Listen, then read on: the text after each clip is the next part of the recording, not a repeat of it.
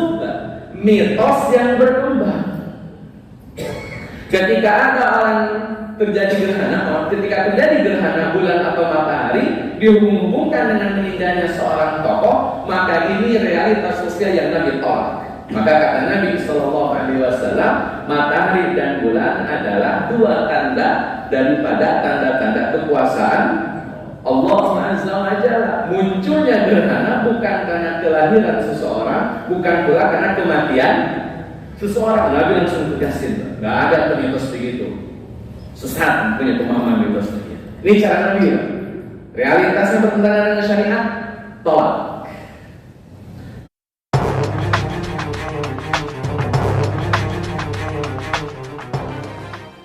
يزداد إيمانا مع إيمانهم أشهد أن لا إله إلا الله وحده لا شريك له وأشهد أن محمدا عبده ورسوله الذي لا نبي بعده اللهم صل على سيدنا محمد وعلى آله وأصحابه أجمعين أما بعد.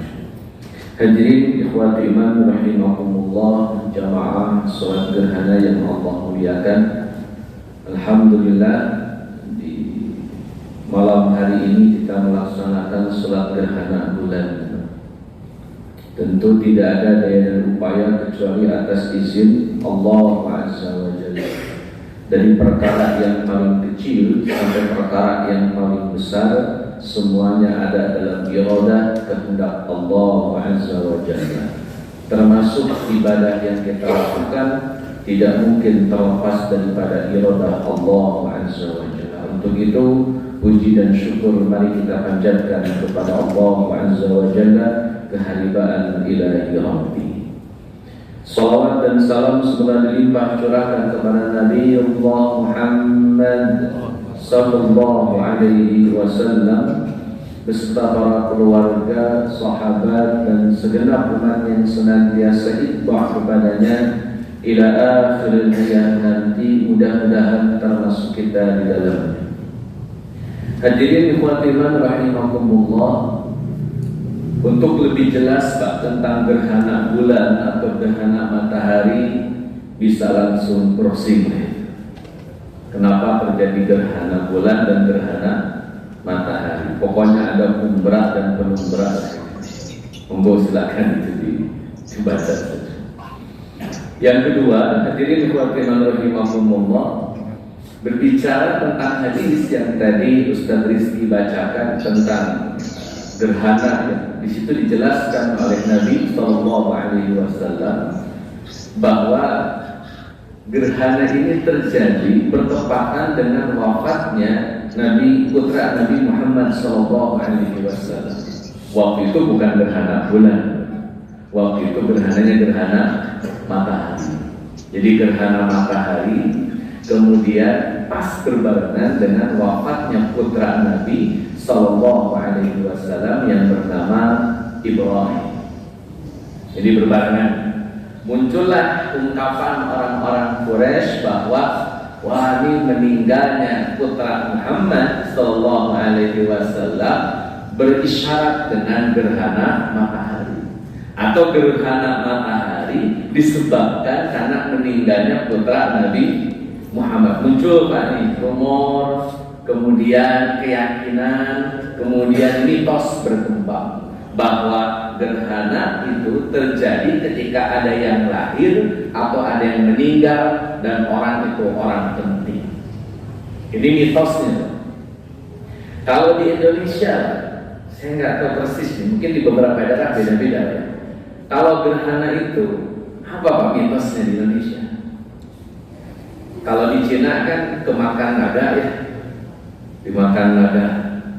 Kalau di Indonesia yang harus mukul-mukul yang buat padi lesung. Orang sudah bilangnya lesung. Itu dipukul-pukul lah supaya gerhananya cepat berlalu. Itu kenapa terjadi gerhana? Menurut mitos orang-orang kita lah di Indonesia. Silakan proses saja ya. Poinnya bahwa ketika ada fenomena alam itu kemudian muncul mitos. Ya, ini yang perlu saya tegaskan. Fenomena alam kemudian melahirkan mitos, dan mitos ini diyakini, Pak. Saya ulang, mitos ini kemudian diyakini kebenarannya, sehingga mitos yang diyakini kebenarannya itu merusak akidah. Ini persoalannya. Saya ulang, ini persoalannya. Ada fenomena alam yang terjadi, itu biasa saja Pak, fenomena komet, fenomena gerhana, fenomena apalagi meteor, itu biasa saja. Tapi kemudian dihubung-hubungkan dengan mitos, dan mitosnya diyakini sebagai sesuatu yang benar. Kalau masuk pada keyakinan, jadi akidah. Nabi Sallallahu Alaihi Wasallam hadir. Ini poinnya. Nabi Sallallahu Alaihi Wasallam hadir di kota Mekah untuk menjawab realitas orang-orang Arab.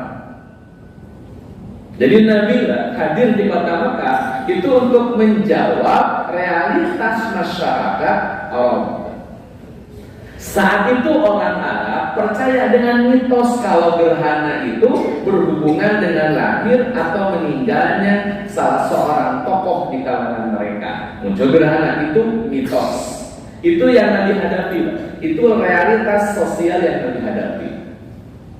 Hadirin ikhwatillah rahimakumullah, maka Nabi bikin pola. Jadi mohon menjadi pengingat bagi kita bahwa Nabi punya pola manakala menghadapi realitas sosial yang ada di masyarakat Mekah atau Madinah saat itu. Saya ulang, Nabi Sallallahu Alaihi Wasallam punya pola, punya metode, punya manhaj dalam menghadapi realitas sosial masyarakat Arab saat itu, baik di Mekah maupun di Madinah. Sekali lagi, Nabi menjawab realitas itu. Maka dalam konteks budaya, konteks sosial, konteks politik, ekonomi, Pak, Nabi pasti menjawab realitas itu. Pasti. Ini contoh simpelnya dulu, Pak. Nabi Sallallahu Alaihi Wasallam menjawab realitas adanya pasar riba di kota Madinah. Nabi Sallallahu Alaihi Wasallam menjawab realitas kemusyrikan di kota Mekah. Nabi Sallallahu Alaihi Wasallam menjawab realitas mabok-mabok, berzina, mencurinya orang-orang Arab saat itu. Nabi Sallallahu Alaihi Wasallam menjawab realitas adanya orang-orang Yahudi yang tidak menyukai Nabi Isa alaihi salam. Ketika datang orang Nasrani dari Najran, Nabi menghadapi realitas bahwa ada orang yang terlalu mengkultuskan Isa al-Masih sampai diyakini sebagai Tuhan. Itu realitas Pak yang Nabi harus jawab, yang Nabi harus luruskan. Jadi memahaminya gitu Pak, gerhana matahari, gerhana bulan itu realitas orang-orang Arab saat itu yang Nabi hadapi. Maka bagaimana cara Nabi menghadapi realitas masyarakat Arab yang ada saat itu? Nah, kita bedah hari ini insya Allah. Hadirin dan hadirat rahimakumullah. Yang pertama Pak, ini yang pertama, Nabi Sallallahu Alaihi Wasallam jika ketemu realitas sosial yang realitas itu bertentangan dengan nilai-nilai syariat, pasti Nabi tolak. Pasti. Contoh misalnya, kemusyrikan di Mekah ditolak oleh Nabi Sallallahu Alaihi Wasallam. Kemudian geser Pak ke Madinah, kemusyrikan di Madinah Nabi tolak. Kenapa? Kemusyrikan bertentangan dengan syariat. Muncul lagi Pak ribawi di Bani Qainuqa, orang-orang Madinah. Ketika ada Yahudi di sana, Pak, mereka suka memakan riba atau suka mempraktekkan riba. Maka Nabi menjawab realitas itu, riba diharamkan. Itu cara Nabi, Pak, selalu menjawab realitas sosial.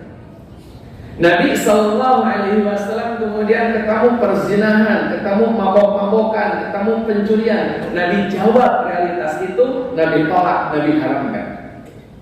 Jadi sikap Nabi lah, kalau bertemu dengan realitas sosial Arab yang bertentangan dengan syariat, pasti akan dianulir, pasti akan dibuang, dihilangkan. Kemusyrikan, riba, perzinahan, pembunuhan, mabok-mabokan dan lain sebagainya. Itu cara Nabi yang pertama, singkirkan, buang. termasuk mitos yang berkembang. Ketika ada orang terjadi gerhana, ketika terjadi gerhana bulan atau matahari dihubung-hubungkan dengan meninggalnya seorang tokoh, maka ini realitas sosial yang Nabi tolak. Maka kata Nabi Shallallahu Alaihi Wasallam, matahari dan bulan adalah dua tanda daripada tanda-tanda kekuasaan Allah Azza wa Jalla. Munculnya gerhana bukan karena kelahiran seseorang, bukan pula karena kematian seseorang. Nabi langsung tegasin, nggak ada mitos begitu. Sesat punya pemahaman mitos begitu. Ini cara Nabi. Realitasnya bertentangan dengan syariat, tolak. Yang kedua, hadirin ikhwatin rahimakumullah, ternyata realitas sosial di awal itu tidak bertentangan dengan syariat. Sama sekali Pak, tidak bertentangan. Adanya budaya Arab yang tidak bertentangan, ada tradisi Arab yang tidak bertentangan, maka Nabi tidak akan menolaknya. Bahkan Nabi merawat dan melestarikannya. Contoh, hadirin ikhwati rahimakumullah, orang pertama yang disunat siapa? Boleh Pak dijawab, ini bukan tukar Jumat. Orang pertama yang disunat siapa? Nabi Adam. Ada yang jawaban yang lain? Orang pertama yang disunat Nabi Ibrahim. Nabi Ibrahim itu orang pertama yang dikhitan. Pertanyaan kedua, Pak.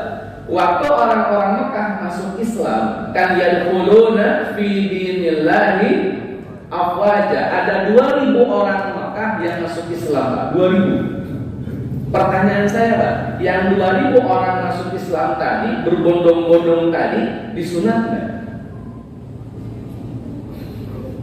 Disunat nggak? Kan kalau kita Pak ada mu'alaf nih masuk Islam, sudah syahadat, yang keduanya disuruh sunnah, dikasih duit sunnah. Kenapa? Mu'alaf. Orang Makkah Pak mu'alaf 2000, Abu Sufyan, Muawiyah bin Abi Sufyan dan lain-lainnya. Mereka masuk Islam Pak. Pertama kali mereka masuk Islam pada Fathu Makkah. Yang quluna fi dinillah ya wajah. Pertanyaannya, mereka disunatkan? Jawabannya tidak. Kenapa tidak? Karena orang Mekah sudah biasa disunat sejak zaman Nabi Ibrahim alaihissalam. Jadi mereka tidak harus disunat lagi, Pak. Kenapa? Karena mereka sejak kecil sudah itu tradisi Arab, peninggalan Nabi Ibrahim alaihissalam, tidak bertentangan dengan syariat. Nabi pelihara, Nabi lestarikan. Sunat bukan ajaran Nabi Muhammad, Pak. Itu sudah ada sejak zaman Nabi Ibrahim alaihissalam. Contoh yang lain, Pak, menjamu tamu.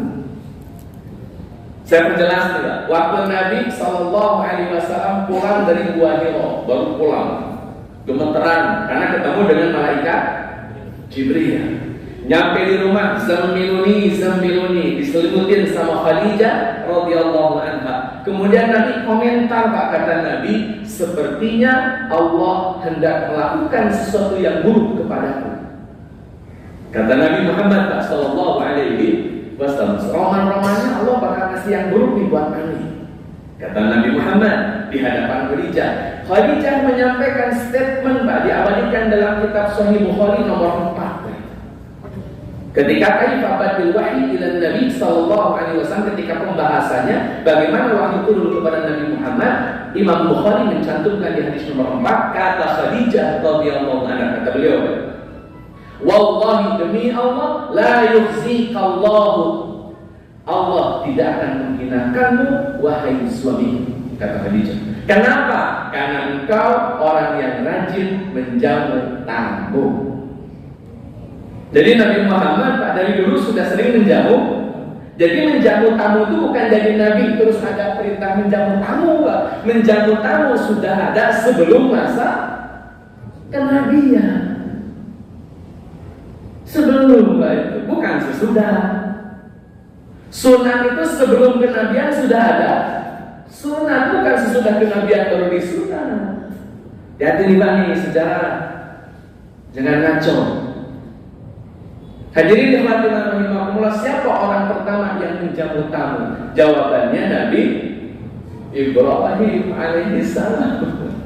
Nabi Ibrahim diabadikan dalam surat Az-Zariyat, surat ke-51 ayat 26, 27, 28. Ketika Nabi Ibrahim kedatangan 3 orang tamu, Jibril, Mikail, dan Israfil.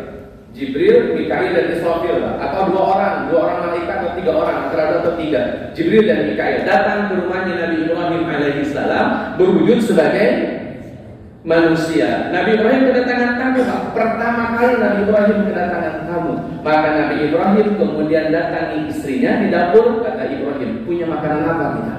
Ada lembu bangku, anak sapi, ya udah pasak.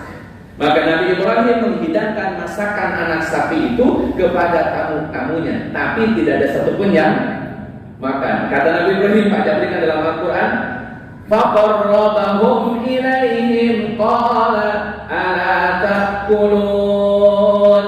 Maka Nabi Ibrahim mendekatkan hidangan makanan itu kepada mereka. Kemudian kata Nabi Ibrahim, ala ta'kulun, monggo dimakan.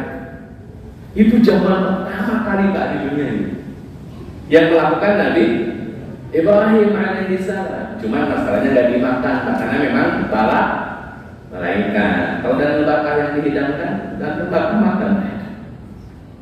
Dan itu ada sunnah, Pak. Kalau menghidangkan sesuatu, deketin ke yang menjadi tamu. Sodorin, faqarrabahum ilaihim, deketin ke tamu. Ini nyuruh minum ke tamu, minumannya jauh. Kata tamu, gimana saya mau ngambil? Dekatnya sambal lagi, susah. Deketin ya. Itu sunnah Nabi.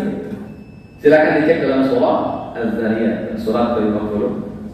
Hadirin hadirat rahimakumullah, kalau tradisi, realitas sosial, budaya Arab yang sudah berpuluh-puluh tahun ada, dan itu tidak bertentangan dengan syariat, bahkan Nabi Muhammad melanjutkan, melestarikannya. Contoh lain, Pak, saya tanya dulu. Nabi Muhammad nikah usia berapa tahun? Berapa tahun Nabi Muhammad nikah? 25. Sudah jadi Rasul belum? Pertanyaan saya, akad nikah Nabi Muhammad kayak gimana? Akad nikah Nabi Muhammad kayak gimana? Setelah Nabi Muhammad jadi Rasul, diulang tidak akad nikahnya? Diulang tidak? Tidak. Muncul persamaan, Pak. Nabi bayar mahar tidak waktu nikah? Bayar mahar enggak? Bayar, Pak. Berapa maharnya? 20 ekor unta, Pak. Kebanyakan 100 banyak. 20 ekor unta. Itu mahar Nabi untuk Khadijah radhiyallahu anha. Siapa walinya? Bapaknya Khadijah. Siapa saksinya di antara 2 keluarga, antara Khadijah dengan keluarga Nabi Muhammad SAW? Ada ijab kabul, ada ijab kabul. Bahkan, Pak, ada khutbah nikahnya. Siapa yang ngasih khutbah nikah? Abu Thalib, pamannya. Dari mana Ustaz punya data?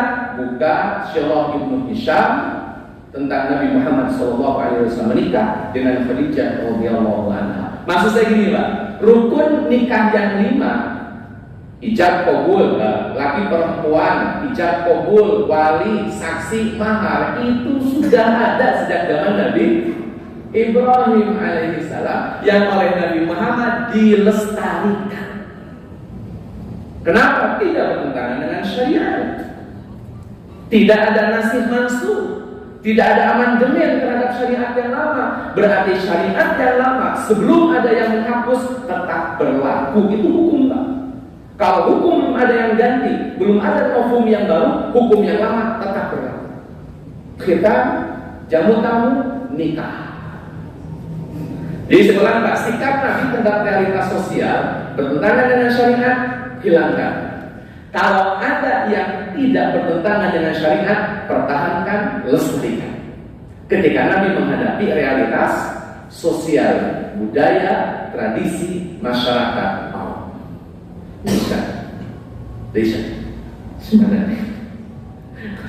Hadirin hadirat rahimakumullah. Bagusnya gimana, Pak TKM?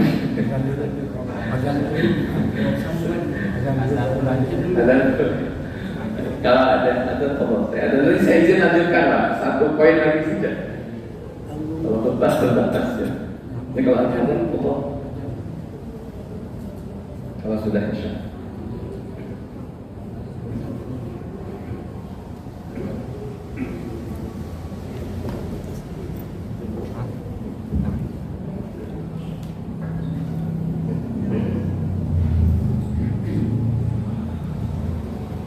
Allahu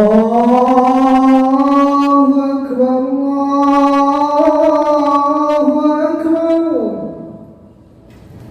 Allahu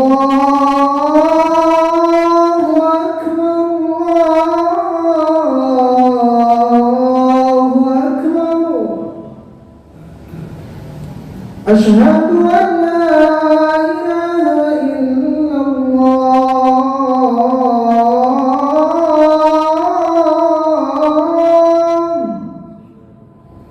Asyhadu an la ilaha illallah.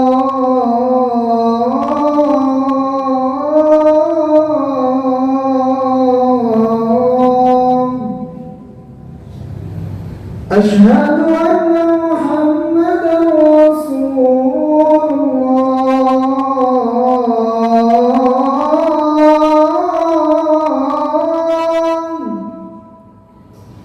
Asyhadu anna Muhammadan Rasulullah.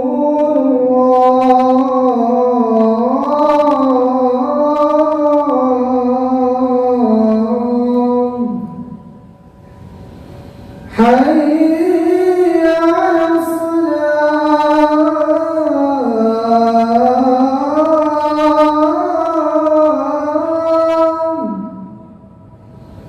Hayya 'alas salam. Hayya 'alal falah.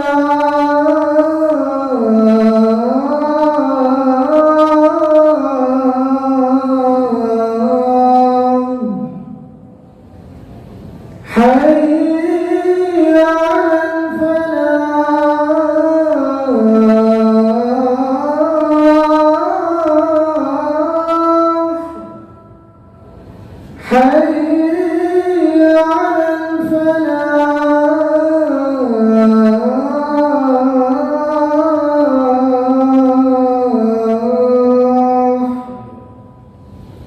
Allahu Akbar, Allahu Akbar. La ilaha illallah.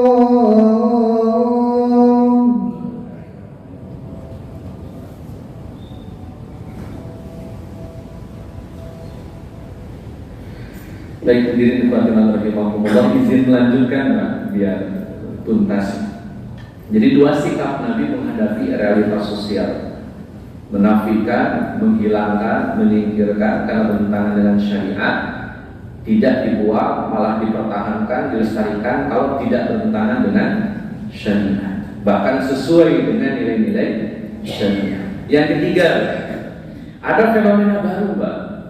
Fenomenanya secara istilah, ini istilah benar Pak, tapi praktek keliru. Saya ulang Pak, istilah yang dipakai oleh orang Arab benar, tapi prakteknya keliru. Maka Nabi tinggal memperbaiki prakteknya, bukan menghapus istilahnya. Ini cara ketiga Pak, karena fenomenanya beda. Fenomena yang muncul adalah istilah yang digunakan benar, tetapi prakteknya keliru. Maka Nabi tinggal merubah praktek dan membiarkan istilahnya. Contoh, sholat. Sholat sudah ada sejak zaman Nabi Ibrahim alaihissalam. Dalam surat Ibrahim, Bapak catat saja, nanti cek aja di rumah. Surat Ibrahim, surat ke-14 ayat ke-40. Nabi Ibrahim doanya kayak gini. Rabbi ja'alni muqimas shalah wa min dzurriyyati. Itu doa Nabi Ibrahim. Kata Nabi Ibrahim, ya Allah, jadikan hamba orang yang ahli sholat. Berarti Nabi Ibrahim sholat. Orang Arab tak sholat. Saya ulang, orang Arab itu sholat, tapi sholatnya beda dengan sholat Nabi Ibrahim alaihissalam. Bagaimana sholatnya orang-orang Arab di zaman Nabi? Surah Al-Anfal ayat 36. Al-Anfal surat ke-8 ayat 36. Kalimat ini, wa ma kana salatuhum illa muka'an wa tasdiyah. Kata Allah Azza wa Jalla, dan mereka sholat, tidaklah mereka sholat illa kecuali mukaan, bersiul, wa tasdiyah, tepuk tangan. Itu sholatnya orang-orang Arab.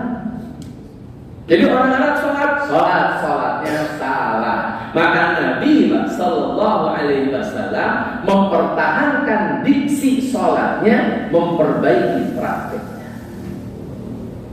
Itu cara Nabi menghadapi kearifan lokal, Pak. Cara Nabi menghadapi budaya, cara Nabi menghadapi tradisi. Itu caranya, Pak. Ada manhajnya, ada caranya. Tidak main hajar aja, Pak. Apalagi main sikat, kan? Ada kerangka yang dibangun oleh Nabi. Masalahnya ya harus ngaji, Pak. Hadirin ikhwatiman rahimakumullah, contoh lain, Pak, sholat. Nabi perbaiki, Pak, sehingga sholat diksinya ada, prakteknya benar, sebagaimana yang Nabi Sallallahu Alaihi Wasallam ajarkan sampai kita hari ini. Sholat kayak gitu. Yang kedua, Pak, kurban. Siapa yang pertama kali kurban? Saya tanya. Nabi Qabil Habil, Pak, yang pertama kali kurban. Qabil Habil yang pertama kali kurban, Pak. Idh qarraba qurbanan fatuqabbila min ahadihima wa lam yutaqabbal min al-akhar. Surah Al-Maidah ayat 27-26. Cek ya, Pak. Surah Al-Maidah ayat 27-26 tentang dua anak Nabi Adam yang berkurban. Apa ini? Idh qarraba qurbanan fatuqabbila min ahadihima wa lam yutaqabbal min al-akhar. Kita cek dulu. Qarraba ya 27 surah Al-Maidah ayat 27. Idh qarraba qurbanan. Itu kurban pertama kali, Pak, di dunia. Anaknya Nabi Adam, Qabil dan Habil. Baru yang kurban kedua kalinya adalah Nabi Ibrahim. Di surah As-Saffat surah ke-37 ayat ke-102, kata Nabi Ibrahim kepada anaknya, ya bunayya inni ara fil manam anni azbahu fanzur madza tara. Kata Nabi Ibrahim, nah, Bapak menyembelih kamu, kira-kira menurut kamu gimana? Singkat cerita, Pak, perintah Nabi Ibrahim menyembelih Ismail menjadi syariat ibadah kurban. Singkat cerita di pembaca sejarah. Hadirin khatimat rahimakumullah, kurbannya ada, Pak. Orang Arab itu kurban. Saya ulang, orang Arab, orang Mekah itu kurban, tapi kurbannya diperuntukkan bagi Hubal, diperuntukkan bagi Lata, diperuntukkan bagi Uzza. Kurbannya disembelih, kambingnya disembelih, tapi peruntukannya untuk berhala. Kurbannya ada, prakteknya salah. Nabi perbaiki prakteknya dengan menyembelih hewan yang diperuntukkan untuk Allah. Diulang, diperuntukannya untuk Allah. Kurban dibenahi. Istilahnya ada, prakteknya menyimpang, oleh Nabi dipertahankan istilahnya, prakteknya nanti. Itu cara Nabi menghadapi budaya, Pak. Yang ketiga, Pak, Nabi Sallallahu Alaihi Wasallam menghadapi kenyataan kalau orang Mekah, Pak, orang Mekah lagi musim haji, mereka punya keputusan. Ini keputusan orang Mekah, Pak. Saya ulang, ini keputusan orang Mekah. Kalau ada orang non Mekah melakukan ibadah haji kemudian tawaf, maka orang-orang non Mekah harus pakai bajunya orang Mekah. Bapak nih, orang Indonesia mau haji ke Mekah zaman Nabi Muhammad, Pak, maka kata orang Mekah harus pakai bajunya orang Mekah. Beli kalau punya duit atau minjem kalau punya akses atau koneksi. Gak bisa beli, gak bisa minjem, maka kata orang Mekah, orang non Mekah kalau mau tawaf, tawafnya harus telanjang bulan. Itu fakta. bahwa tawaf di zaman Nabi bagi orang non Makkah itu telanjang bulat. Kenapa? Mereka tidak punya uang untuk beli baju, mereka tidak punya akses untuk pinjam baju. Maka mereka tawafnya sambil telanjang bulat Pak bagi laki-laki, telanjang dada bagi perempuan. Persoalannya Pak, kalau maksa pakai baju sendiri bagaimana? Kata orang Mekah, jika hajinya ingin mabrur, maka baju yang sudah dipakai tawaf harus dibuang. Sampai Pak dalam Syarah Ibnu Hisham ada seorang jemaah haji yang dia maksa pakai baju sendiri ketika tawaf, habis haji dia buang baju itu, kemudian dia tangisi baju yang dia buang, dia bikin syair isinya kesedihan ketika kehilangan baju. Itu syair dalam Ibnu Hisham, cuma saya nggak hafal syairnya. Intinya ada syair karena kehilangan baju. Baik hadirin rahimakumullah, haji itu sudah ada. Dan itu praktek Nabi Ibrahim alaihissalam dalam surah Al-Baqarah ayat 127, 128, di ayat 128-nya wa arina mana sikana wa tub alaina innaka at-tawwabur rahim. Kata Nabi Ibrahim alaihissalam. Haji sudah ada di zaman Nabi Ibrahim. Orang Mekah juga ibadah haji, tapi sayangnya orang non Mekah dipaksa tawafnya telanjang bulat. Ini penyimpangan. Maka Nabi Muhammad mempertahankan hajinya dan merapihkan praktek hajinya. Itu cara Nabi menghadapi budaya. Hadirin ikhwatina rahimakumullah, terakhir ada mitos kalau gerhana itu gara-gara meninggal atau lahirnya seorang tokoh. Maka oleh Nabi keyakinan itu dialihkan. Keyakinan tentang gerhana itu berhubungan dengan lahirnya seorang yang hebat atau meninggalnya yang hebat, oleh Nabi dialihkan. Kemana dialihkannya? Satu, fad'ullah, doa kepada Allah. Tadinya itu mitos Pak yang berkembang, oleh Nabi digeser, doa. Habis doa bertakbir, habis takbir sholat, habis sholat sedekah. Nabi sedang memberikan sebuah produk, formula yang baru untuk menggantikan mitos gerhana matahari. Itu cara Nabi menghadapi budaya. Ada solusi yang Nabi tawarkan, ada pendekatan kultural yang Nabi lakukan. Hadirin rahimakumullah, persoalannya Pak, ngaji. Karena kalau tidak dibaca, kita tidak akan paham bahwa Nabi sangat memahami realitas sosial masyarakat Arab, dan Nabi punya cara yang tepat untuk menghadapi realitas sosial di saat tersebut. Kenapa dakwah kita agak susah Pak, banting tulang tunggang magangnya? Karena kadang-kadang dai tidak memahami realitas sosial ketika dai itu berdakwah. Dia tidak paham realitas sosial yang sedang dihadapi seperti apa dan apa. Yang jelas dia punya ilmu, dia sudah memahami ilmunya dengan baik, dia ajarkan ilmunya, padahal ilmu yang dia bawa tidak linear dengan realitas sosial yang sedang dihadapi. Persoalan yang kedua. Maka Nabi SAW menjelaskan kepada para sahabat, kata Nabi, khatibun nas ala qadri uqulihim, berdakwalah di hadapan manusia dengan sesuai dengan kapasitas pemahaman manusia. Jangan sampai jomplang, jangan sampai jauh panggang daripada api. Harus sesuai dengan kebutuhan masyarakat di mana kita tinggal. Maka tindakan-tindakan yang melawan arus terkadang tidak diyakini sebagai sebuah kebenaran. Ketika aktivitas yang dilakukan terlampau melawan arus, justru mengikuti ritme yang ada, itu bagian dari cara yang dibenarkan oleh agama. Toh Nabi SAW pun melakukan hal demikian. Bertemu dengan realitas sosial, Nabi tolak jika bertentangan dengan syariat, Nabi lestarikan jika tidak bertentangan dengan syariat.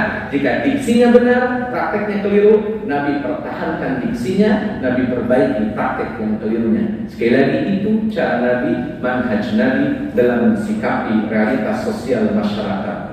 PR kita hari ini, Indonesia punya realitas sosial. Maka tugas kita memahami realitas itu dan bersikaplah secerdas Nabi Muhammad SAW, sepintar Nabi Muhammad SAW. Mana realitas sosial di Indonesia yang harus dibuang, harus dipertahankan, atau diganti prakteknya, diksinya dipertahankan. Saya kasih contoh, mohon maaf sekali. sopan kepada orang tua itu final, nggak ada perdebatan di kalangan para ulama tentang pentingnya hormat kepada orang tua. Saya tanya Pak, Quran, fala taqul lahuma uffin. Jika orang tua sudah sepuh, maka jangan bilang apa kepada orang tua. Jangan bilang. Saya ulang, jangan bilang. Ayatnya saya ulang lagi. Fala taqul lahuma uffin. Jangan bilang uff. Sekarang Bapak pulang ke rumah, orang tua ngomong, Bapak bilang uff. Kira-kira sakit hati nggak orang tua? Bilang uff.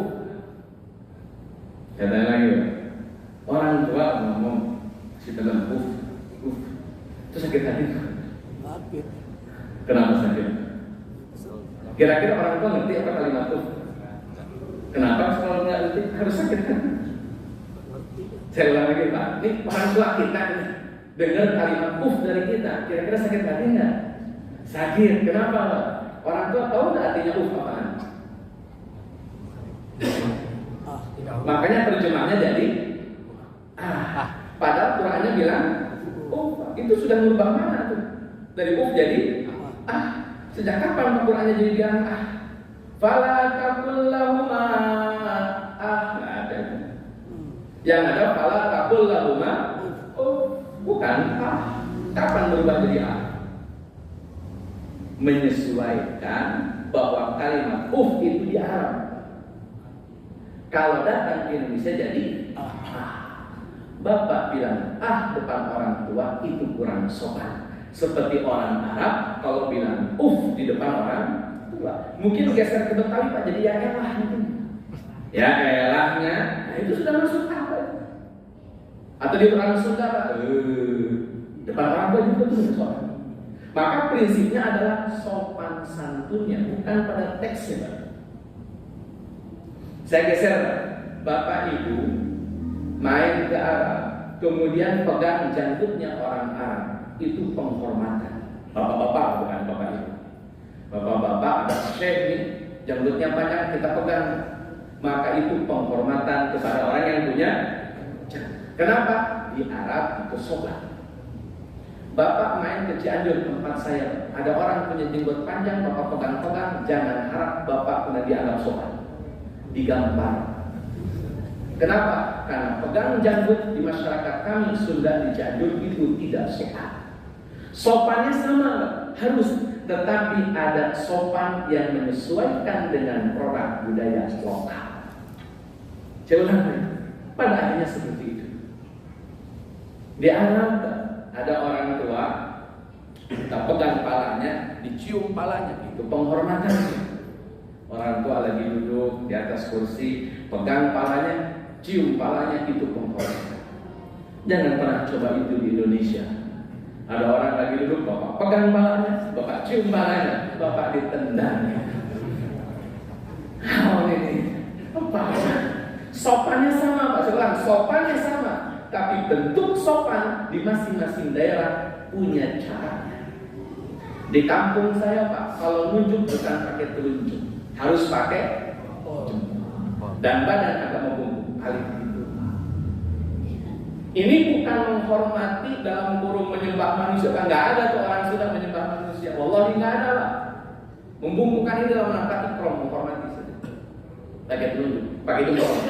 Padahal kalau yang menunjuk ini juga.